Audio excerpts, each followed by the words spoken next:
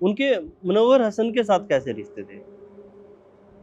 मुनव्वर हसन के साथ पहले रिश्ते ठीक रहे शुरुआती रिश्ते। शुरुआती में, जब मुनव्वर हसन के पिताजी चेयरमैन बने थे, जब बाबूजी और वो साथ साथ थे। फिर मतलब बाबूजी ने उनको समर्थन किया था उस हाँ, चेयरमैन में? चेयरमैन बनाए थे, लड़ाए थे। जी। उसके बाद में भी कई मामले अविश्वास के भी आए और भी आए, वो सब बाबूजी ने साथ रह के उनकी गेल उनके एक ही साथ थी पार्टी कि में थे, साथ रहे। फिर उसके बाद मुनव्वर हसन के उसके बाद में 84 में बाबूजी का टिकट हुआ था लोकसभा का। फिर वो एट ए टाइम काट का अख्तर हसन का चुनाव होगा था। उसमें बाबूजी ने बढ़ चढ़ कर इनका चुनाव लड़ाया था और अख्तर हसन एमपी चुनाव जीत गए थे।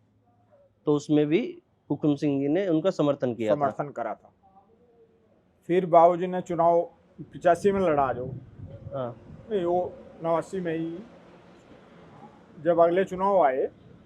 पहले तो 84 में फिर बाबूजी एमएलए बन गए थे, वो एमपी बन गए थे। उसी बीच इनमें थोड़ा सा खेच आ गई थी। अच्छा।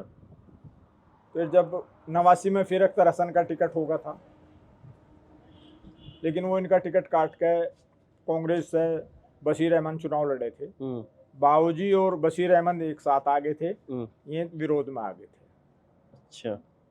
तो हुकुम सिंह जी ने पहले अख्तर हसन का समर्थन किया था। हाँ। फिर उनका विरोध किया 89 के चुनाव नहीं, में। विरोध नहीं किया, मतलब उनका बशीर के टिकट साथ आए। कट गया। जब बशीर का टिकट होगा, दोनों का एक पार्टी से, तो बशीर के साथ रहना था मतलब। हाँ, पार्टी का समर्थन उन्होंने हाँ, किया। तो अख्तर हसन फिर उसमें खिलाफ चले गए थे।